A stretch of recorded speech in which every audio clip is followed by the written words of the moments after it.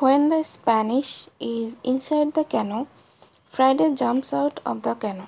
He pushes the canoe along the beach. Soon we reach the place near our house.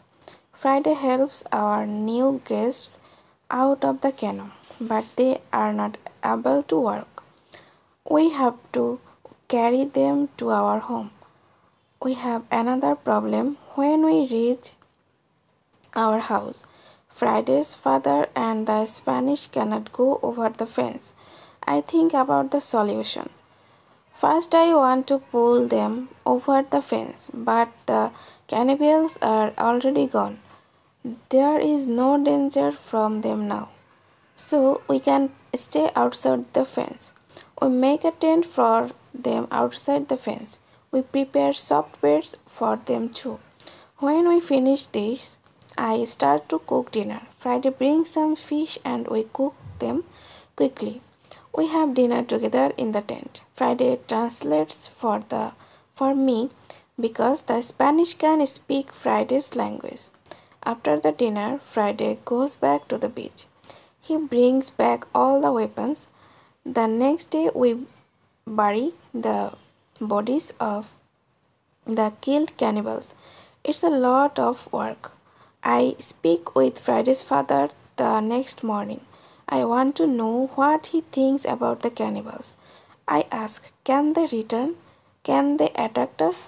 He says, no, they cannot attack us. They are scared of the guns. They think that you and Friday are a spirit sent from heaven. I'm still worried that the cannibals can return, but they never return.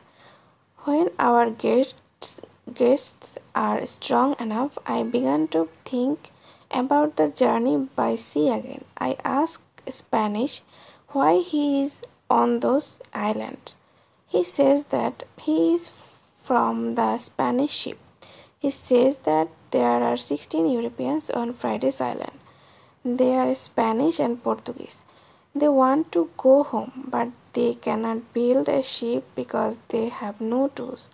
I show the Spanish the tools which I have from the ship. He says that with my tools it's possible to build a ship. I think that the Spanish and Friday's father can return to their island. They can tell other Europeans about my tools. Together we can build a ship.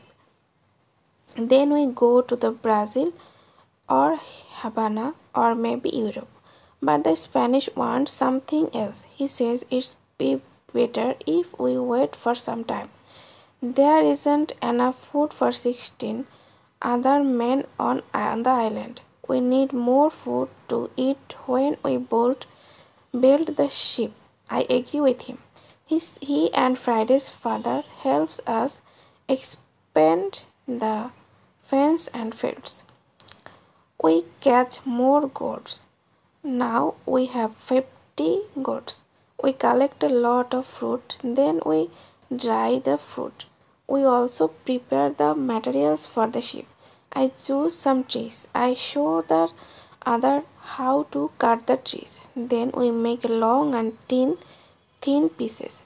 Soon we have a lot of food. We have a lot of corn.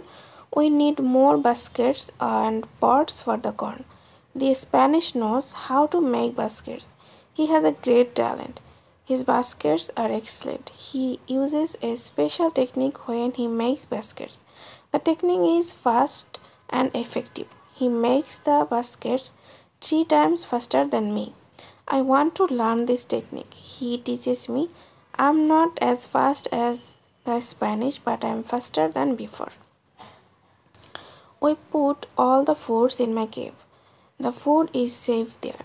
The Spanish and Friday's father can go back. They can bring the other men here.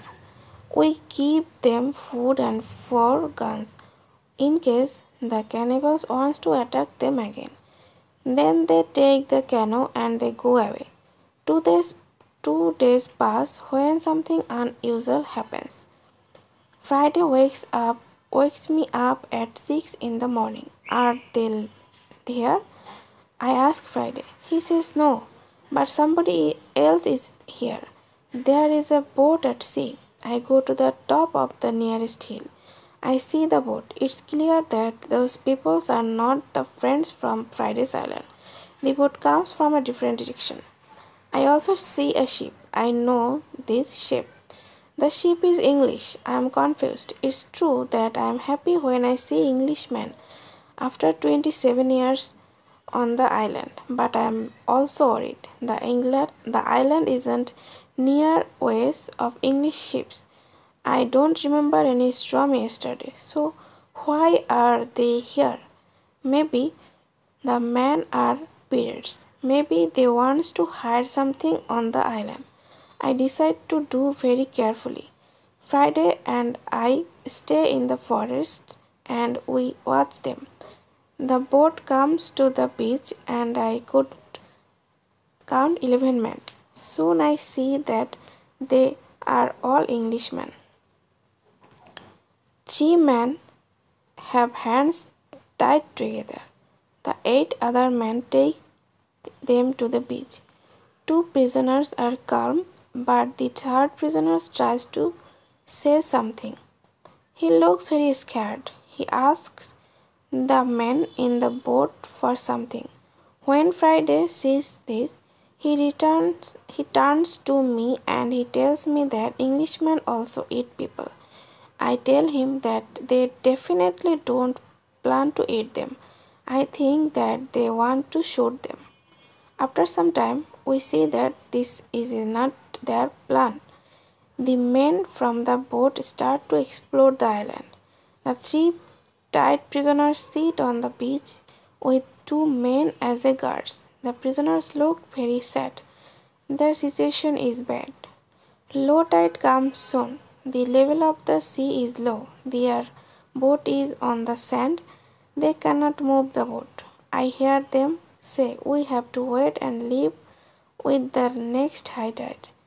This gives us some hours. Friday and I stay in the forest until dark. Then I see that the man who stands the guard starts to sleep. The 3 prisoners sit under a tree quite close to us. It looks like they are also quite far from the other sailors. We can come closer to them. When we are very close to them, I speak quietly to them. We are still behind the trees and they cannot see us. When they hear my voice, they cannot believe that somebody speaks English to them from the dark forest. "What is that?" asks one of the men. "I hear something. I hear a tree speak," answered the other. "But it's impossible. A tree cannot speak English." "Yes, you hear something, but it's not a tree," I say quietly. "My name is Robinson Crusoe. I am an Englishman. I live on this island. I can help you if you tell me who you are." After the first shocking moments, one man answered my question. He is the captain of the ship. But after a rebellion on the ship, the captain, his assistant, and the passenger are prisoners. The other sailors want to leave them on the island. The captain says the truth is that there are only 2 dangerous sailors who control the others in the group. 80% of them are still loyal to me. If the leaders are caught, the rest can return under my control.